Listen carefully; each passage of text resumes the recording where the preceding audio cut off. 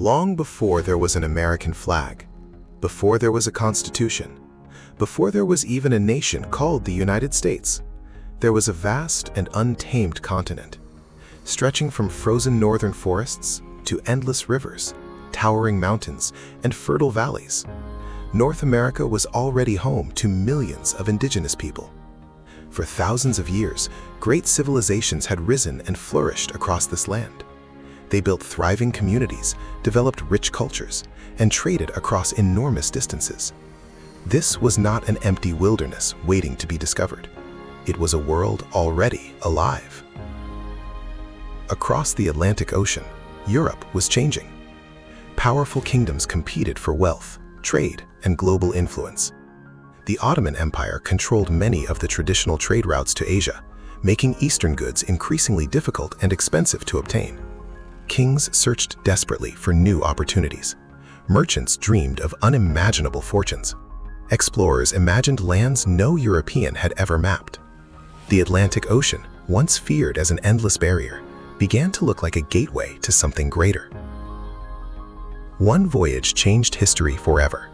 In 1492, Christopher Columbus sailed west, believing he had found a new route to Asia. Instead, his journey opened Europe's eyes to continents few of its people had known existed. Soon, Spanish conquistadors searched for gold. French explorers followed vast rivers deep into the interior. Dutch merchants built profitable trading posts. And England, watching its rivals grow richer, refused to be left behind. A race had begun, not simply to explore, but to claim an entire continent. For England, the New World offered more than wealth. It promised land, resources, trade, and a chance to challenge the growing power of Spain and France.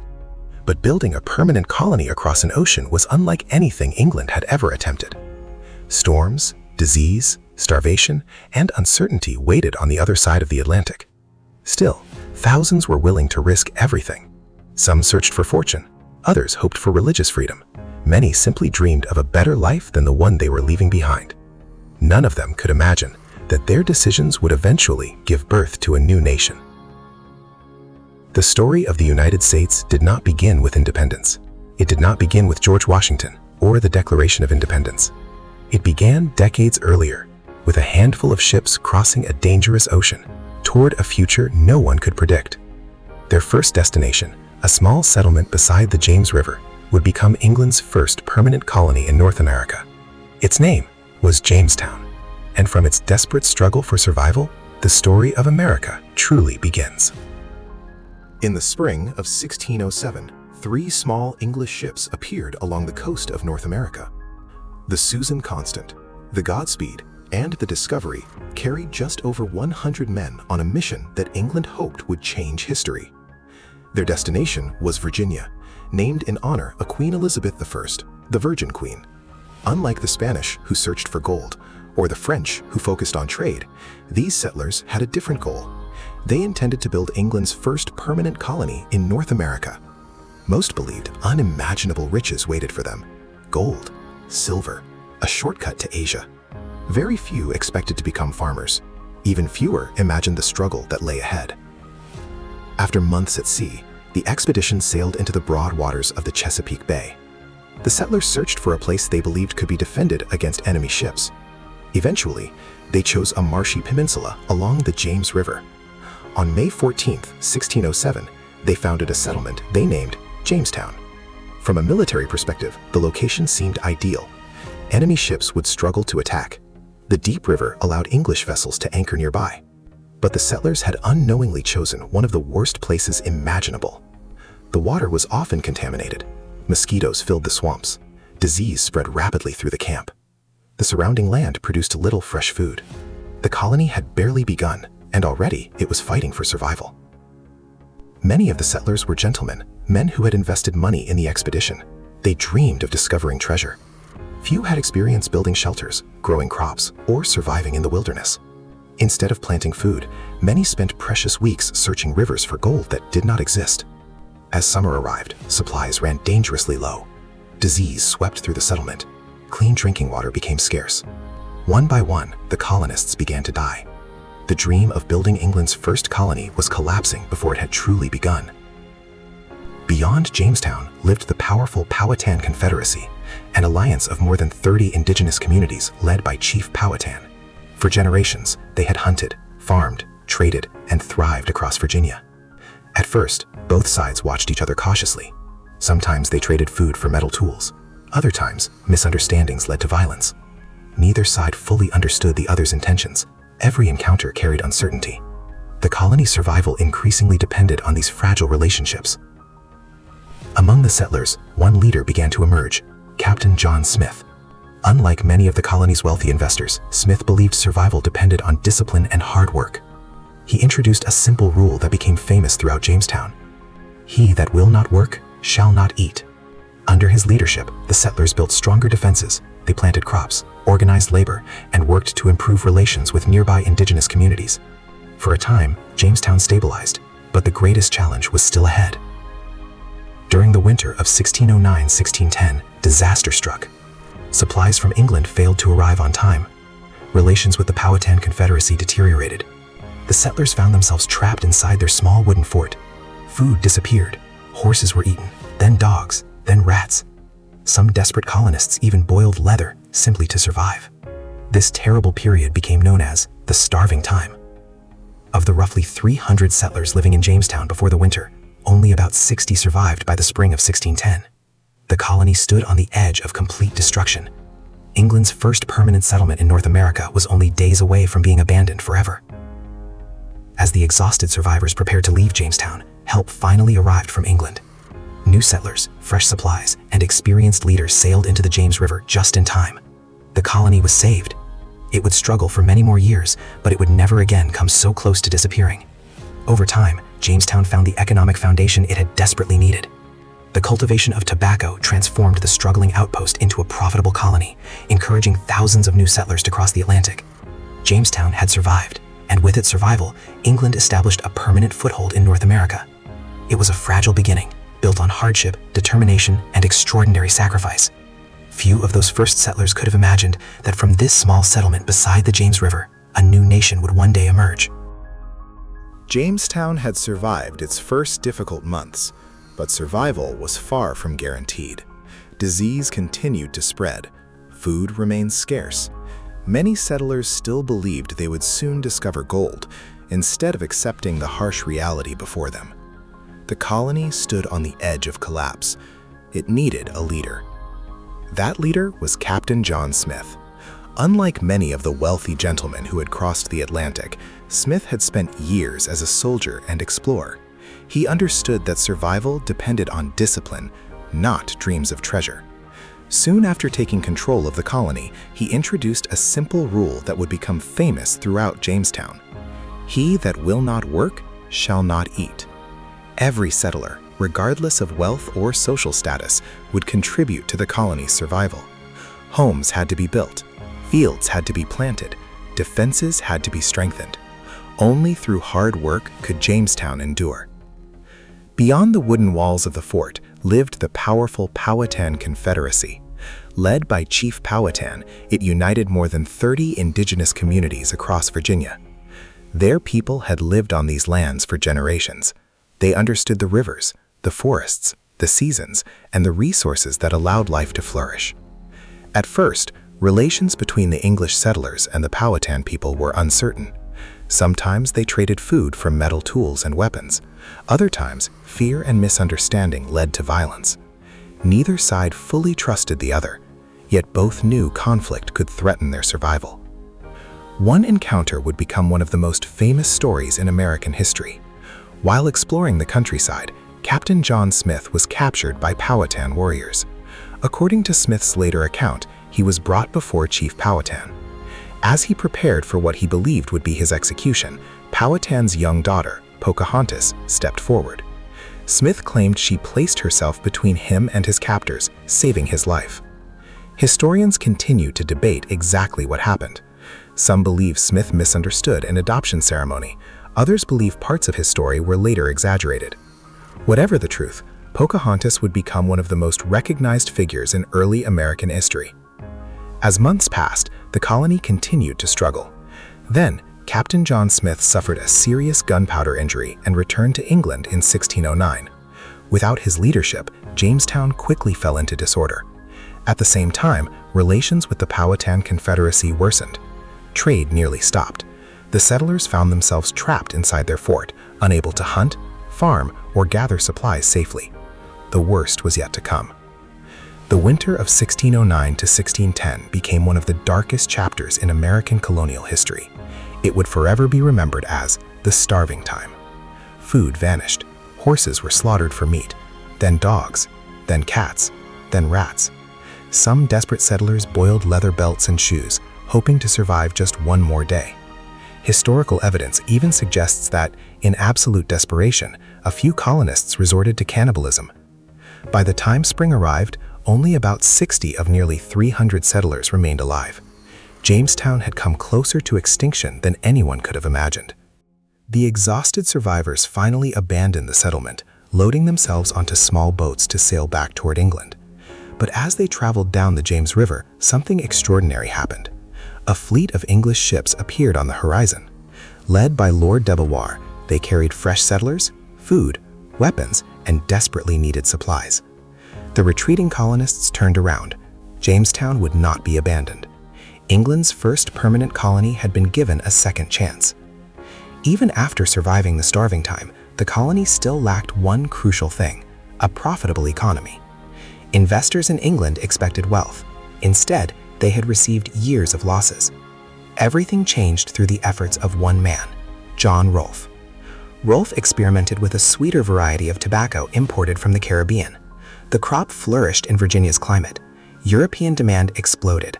Almost overnight, tobacco transformed Jamestown from a struggling outpost into a thriving commercial colony. Fields expanded across Virginia. Ships loaded with tobacco crossed the Atlantic. For the first time, the colony generated real profits. Thousands of new settlers soon followed. John Rolfe's marriage to Pocahontas in 1614 also helped create a period of peace between the English settlers and the Powhatan Confederacy. For several years, trade expanded. Violence declined. Jamestown finally enjoyed a chance to grow. Although that peace would not last forever, it gave the colony the stability it desperately needed. Jamestown had survived disease, starvation, conflict, and near destruction.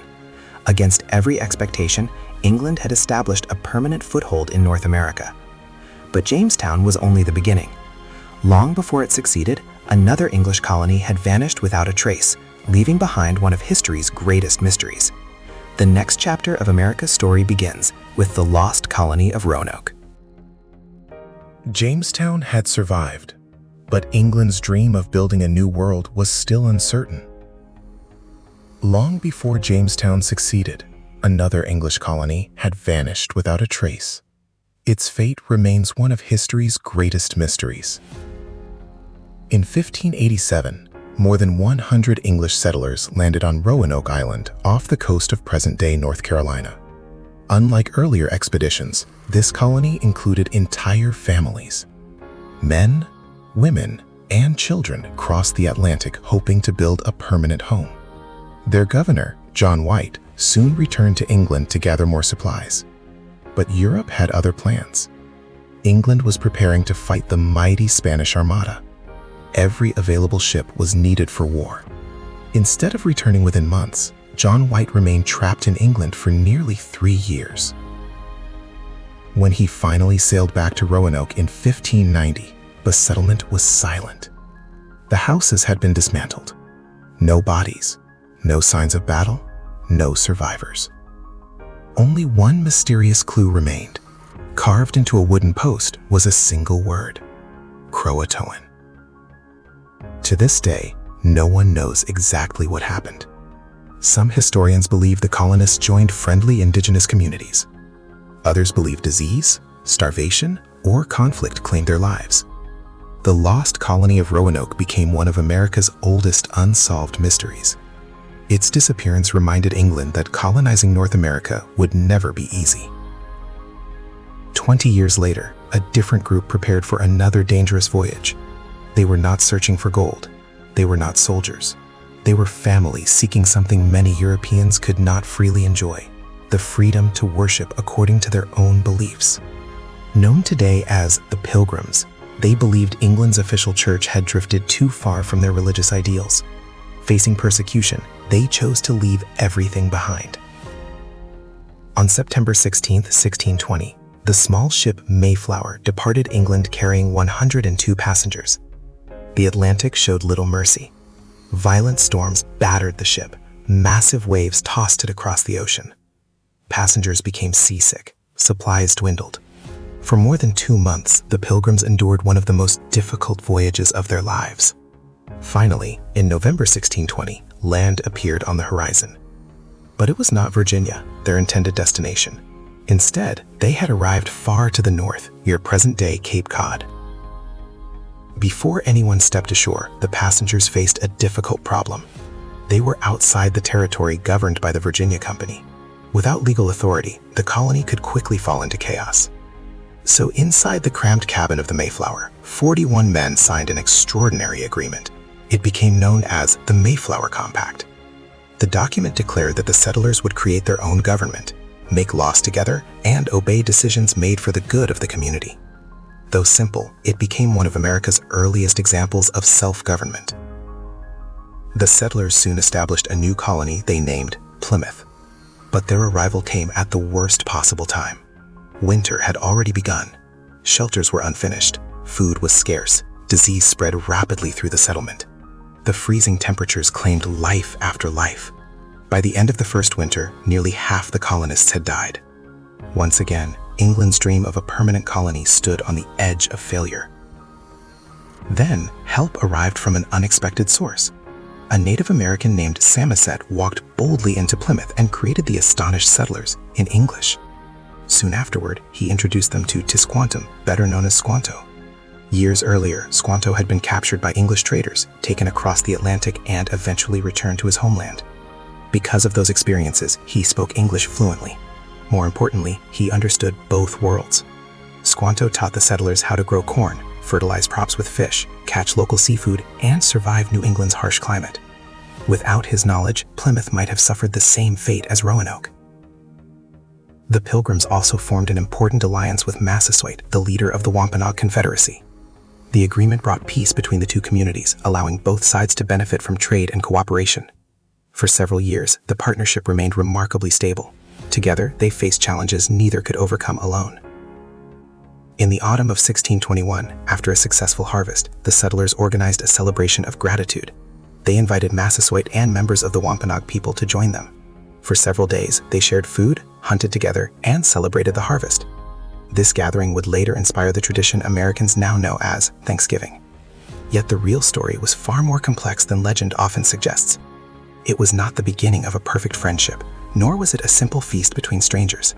It was a moment of cooperation, born from necessity during an uncertain time in the history of both peoples. Jamestown had shown that an English colony could survive. Plymouth proved that communities built on faith, cooperation, and self-government could also endure. But as more settlers crossed the Atlantic, England's colonies expanded rapidly. Their growing population, their increasing prosperity, and their hunger for land would eventually bring them into conflict with other European empires. The next great struggle for North America would not be fought between settlers and the wilderness, but between two of Europe's most powerful nations, Britain and France. For more than a century, Britain's American colonies had grown rapidly. New towns appeared along the Atlantic coast. Trade flourished. The population expanded into the millions. But as the colonies pushed farther west, they collided with another European empire, France. What began as a struggle over land would eventually ignite the chain of events that led to the American Revolution. In 1754, the French and Indian War erupted across North America. Britain and France fought for control of the continent, while many Native American nations chose sides based on their own interests and alliances. The fighting stretched from dense forests to mountain passes and frontier settlements. Young George Washington gained his first military experience during the conflict, learning lessons that would shape his future leadership. After 9 long years, Britain emerged victorious. The Treaty of Paris of 1763 gave Britain control of Canada and vast territories east of the Mississippi River. It was one of the greatest victories in British history. But victory came at a staggering cost. The war had nearly doubled Britain's national debt. Maintaining thousands of soldiers in North America was expensive. British leaders believed the colonies, which had benefited from the war, should help pay its cost. Many colonies disagreed. They argued that they already contributed through trade, and that only their own elected assemblies had the right to tax them. It was a disagreement over money that soon became a fight over liberty. Beginning in 1765, Parliament introduced new taxes. The Stamp Act required official stamps on newspapers, legal documents, licenses, and many printed materials. Colonists erupted in protest. Crowds filled the streets. Tax collectors resigned under public pressure. Merchants organized boycotts against British goods. Facing mounting resistance, Parliament repealed the Stamp Act. But the conflict was far from over. Britain soon imposed the Townshend Acts, placing taxes on imported goods such as glass, paper, paint, lead, and tea. Once again, the colonies responded with boycotts. Tension filled the streets of Boston. British soldiers arrived to maintain order. Instead, their presence only increased resentment. Both sides grew more suspicious with each passing day. The smallest confrontation could spark violence. On the snowy evening of March 5, 1770, that violence finally erupted. A crowd surrounded a small group of British soldiers in Boston. Snowballs, ice, and insults flew through the air. The frightened soldiers struggled to hold their line. Then, a shot rang out. Within seconds, the soldiers opened fire. 5 colonists lay dead or dying. Among them was Crispus Attucks, a sailor of African and Native American ancestry, who became one of the first people killed in the struggle for American independence. The event became known as the Boston Massacre. Patriot leaders quickly spread dramatic engravings and newspaper reports throughout the colonies. For many Americans, the shootings became powerful proof that British rule had turned into tyranny. 3 years later, another crisis pushed the colonies even closer to rebellion. In 1773, Parliament passed the Tea Act. Although tea actually became cheaper, many colonies saw the law as Britain's attempt to force them to accept taxation without representation. On the night of December 16, 1773, dozens of men disguised themselves as members of the Mohawk Nation. Boarding 3 British ships anchored in Boston Harbor, they worked in silence. Chest after chest of tea crashed into the icy water below. By dawn, more than 340 chests of tea had been destroyed. The Boston Tea Party shocked the British Empire. King George III and Parliament responded with overwhelming force. In 1774, they passed a series of laws that Americans soon called the Intolerable Acts. Boston Harbor was closed until the destroyed tea had been paid for. Massachusetts lost much of its self-government. British officials gained greater authority. More soldiers arrived in the colonies. Instead of isolating Massachusetts, the punishment united the colonies against Britain. Many Americans who had once hoped for compromise now feared that every colony's rights were under attack. That same year, delegates from 12 colonies gathered in Philadelphia. It was the first time representatives from nearly all of British America met to discuss a common response. The meeting became known as the First Continental Congress. The delegates were not yet demanding independence. Most still hoped reconciliation with Britain was possible, but they also agreed on one critical principle. If their rights continued to be ignored, the colonies would stand together. For the first time, Americans were beginning to think not as 13 separate colonies, but as one united people. The path to war had begun. Soon, on the quiet roads leading to Lexington and Concord, the first shots of the American Revolution would echo across the world. The First Continental Congress had ended, but the crisis only deepened. Britain refused to reverse its policies. The colonies continued preparing their militias. Both sides knew that peace was becoming less likely with every passing month. The question was no longer if war would begin, but when. Before sunrise on April 19, 1775, nearly 700 British soldiers marched toward the town of Concord, Massachusetts. Their mission was simple: seize colonial weapons, arrest Patriot leaders, and crush the growing rebellion before it spread. But the Patriots had been warned. As British troops advanced through the darkness, Paul Revere, William Dawes, and other riders carried urgent messages across the countryside. Militia companies gathered with remarkable speed. At the village of Lexington, about 70 armed militiamen stood waiting. No one knows who fired first, but in an instant, the silence was shattered. The shot heard around the world had been fired. The American Revolution had begun. The British continued to conquer, only to discover that most of the military supplies had already been hidden. As they began their march back to Boston, thousands of colonial militiamen attacked from behind stone walls, forests, and farm fields. The British suffered heavy casualties throughout the long retreat. What had begun as a mission to intimidate the colonies had instead united them in armed resistance. There would be no turning back. Only weeks later, delegates gathered once again in Philadelphia. This time, they created the Continental Army. But every army needed a commander. The choice was unanimous: George Washington. A respected Virginian, veteran of the French and Indian War, and a man whose calm leadership inspired confidence. When Washington accepted command, he understood the enormous challenge before him. His soldiers were poorly equipped. Many lacked uniforms. Some carried little ammunition. Others had no shoes. Yet together, they would face the most powerful military empire on Earth. The first months of the war tested the young army. British forces occupied major cities. The Continental Army suffered repeated setbacks. Still, Washington refused to surrender.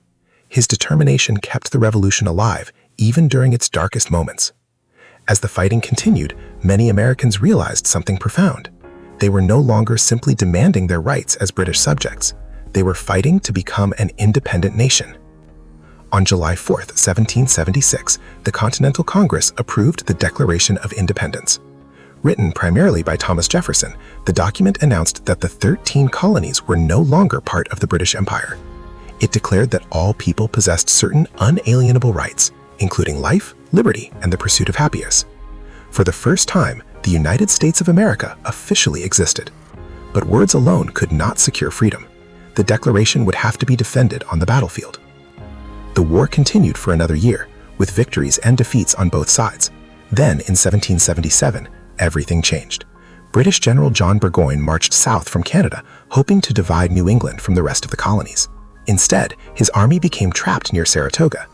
After weeks of fighting, Burgoyne surrendered more than 5,000 soldiers. It became the greatest American victory of the war so far. More importantly, it convinced France that the American cause could actually succeed. In 1778, France formally entered the war. King Louis XVI sent soldiers, warships, supplies, and enormous financial support. What had begun as a colonial rebellion became a global conflict. Britain was now fighting not only the Americans, but one of Europe's most powerful kingdoms. The balance of the war had changed forever. Not every battle was fought with muskets. Some were fought with secrets. Deep inside British-held New York City, General Washington relied on the Culper spy ring. Ordinary merchants, farmers, and shopkeepers risked their lives to gather intelligence.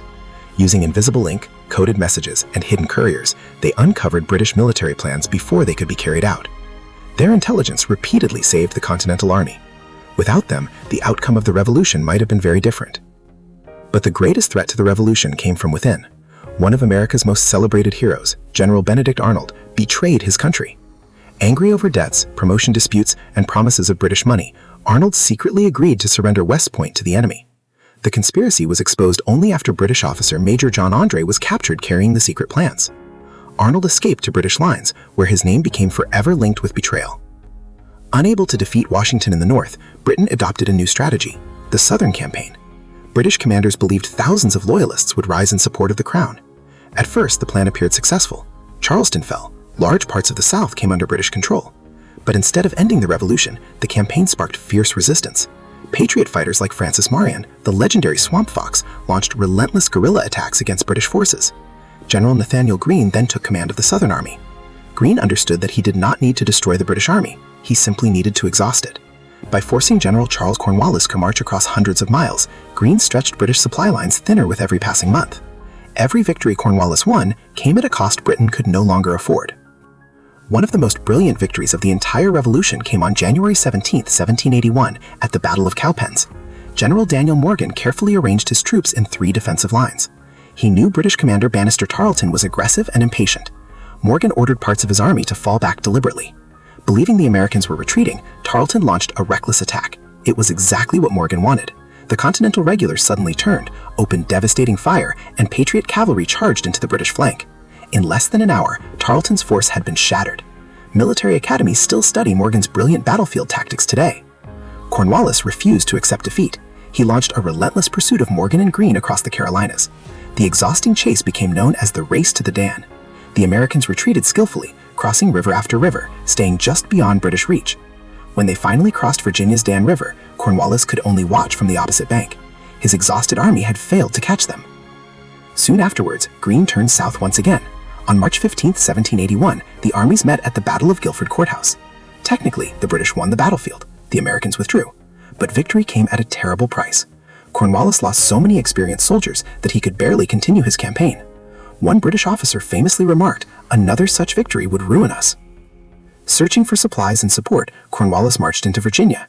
There, he established a fortified position at the small port of Yorktown. Washington immediately recognized an opportunity. Working together with French General Rochambeau and supported by the powerful French fleet under Admiral de Grasse, the Allies trapped Cornwallis by land and sea. For weeks, American and French artillery pounded British defenses. Escape became impossible. On October 19, 1781, Cornwallis surrendered more than 7,000 British soldiers. The siege of Yorktown effectively ended the Revolutionary War. After 8 years of sacrifice, the impossible had become reality. The American colonies had defeated the greatest empire on earth. But winning the war was only the beginning. Now, Americans faced an even greater challenge. They had to build an entirely new nation from the ashes of revolution. The guns had finally fallen silent. After 8 long years of war, the United States had achieved what few believed possible. It had defeated the most powerful empire on earth. But victory on the battlefield did not guarantee success in peace. The revolution had created a new country. Now it had to create a functioning government. And that challenge would prove every bit as difficult as winning the war itself. In 1783, representatives of Britain and the United States met in Paris to negotiate an official peace. The result became known as the Treaty of Paris. Britain formally recognized the independence of the United States. The new nation gained territory stretching from the Atlantic Ocean to the Mississippi River, doubling the possibilities for future expansion. For millions of Americans, the dream of independence had become reality. But freedom also brought enormous responsibility. There was no king, no empire to provide stability. The future of the Republic rested entirely in American hands. Even before the war had ended, the states had created a national government. Its framework was called the Articles of Confederation. The Articles deliberately gave most power to the individual states. Many Americans feared creating another strong central government after their experience with British rule. Congress could declare war, conduct diplomacy, and manage Western lands. But it could not collect taxes directly. It could not regulate trade between the states. And it had no president to enforce its laws, or national courts to settle disputes. The government had won a revolution, but it lacked the authority to govern effectively. As the years passed, those weaknesses became impossible to ignore. The United States owed enormous debts from the Revolutionary War. Congress had no reliable way to raise money. Each state pursued its own economic policies. Trade disputes erupted. Different states printed their own currencies. Economic uncertainty spread across the young republic. Many feared that the nation they had fought so hard to create might not survive. That fear became very real in 1786. In western Massachusetts, many farmers faced crushing debt, heavy taxes, poor harvests, and the loss of their land through foreclosure. Among them was a Revolutionary War veteran named Daniel Shays. Having fought for American independence, he now believed the government had abandoned the very people who had secured its freedom. Thousands of angry farmers organized protests. Eventually, they marched toward a federal arsenal in Springfield. The uprising became known as Shays' Rebellion. Although state militia forces quickly suppressed the revolt, Its impact was enormous. Leaders across the country were alarmed. If the government could not maintain order, could the United States survive at all? The crisis convinced many Americans that change was essential. In May 1787, delegates from 12 states gathered in Philadelphia. Officially, they had come to revise the Articles of Confederation. Instead, they made a far bolder decision. They would design an entirely new system of government. Inside Independence Hall, the windows remained closed despite the summer heat. The debates were intense. Delegates argued over representation, executive power, taxation, slavery, and the balance between state and national authority. Compromise became the key to success. Without it, the convention would fail. After months of debate, the delegates produced one of history's most influential political documents, the United States Constitution. Instead of concentrating power in one place, the Constitution divided it. A legislative branch would make the laws. An executive branch would enforce them. A judicial branch would interpret them. Each branch possessed powers to limit the others. This revolutionary system of checks and balances was designed to prevent any single person or institution from becoming too powerful. It reflected the hard lessons Americans had learned under British rule. Not everyone supported the new Constitution. The debate quickly divided the nation. Federalists argued that a stronger national government was essential for survival. Anti-Federalists feared that individual liberties might still be threatened. To secure enough support for ratification, Federalist leaders made an important promise. Once the Constitution was approved, they would add explicit protections for individual rights. That promise proved decisive. In 1788, the Constitution was ratified. The United States finally had a permanent national government. The following year, Congress fulfilled its promise. James Madison introduced a series of constitutional amendments protecting fundamental freedoms. In 1791, 10 of those amendments were officially adopted. Together, they became known as the Bill of Rights. They guaranteed freedom of speech, freedom of religion, freedom of the press, the right to assemble, the right to petition the government, protections for fair trials, and many other liberties that continue to shape American life today.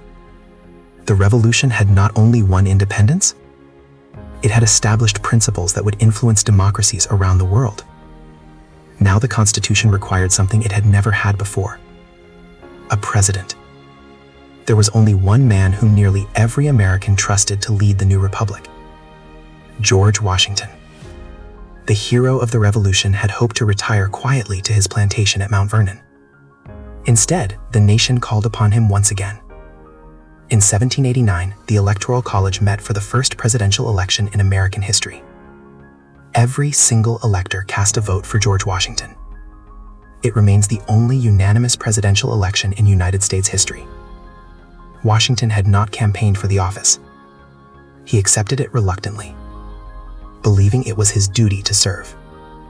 On April 30, 1789, thousands gathered outside Federal Hall in New York City. Standing on the balcony, George Washington placed his hand upon a Bible and took the presidential oath of office. For the first time, the United States had a constitutional government in operation. The American presidency had begun. Washington understood that every decision he made, every tradition he established, and every example he set would shape the future of the Republic. There were no precedents. He was creating the office from nothing. The journey that had begun with a handful of English settlers crossing the Atlantic had transformed into something no one in 607 could have imagined. A fragile colony had become 13 colonies. Those colonies had become a revolution. That revolution had become a nation. And now, under its first president, the United States stood ready to begin a new chapter in its history. Its greatest challenges, its greatest triumphs, and its greatest tests still lay ahead. But the foundations had been laid. Against extraordinary odds, America had been born.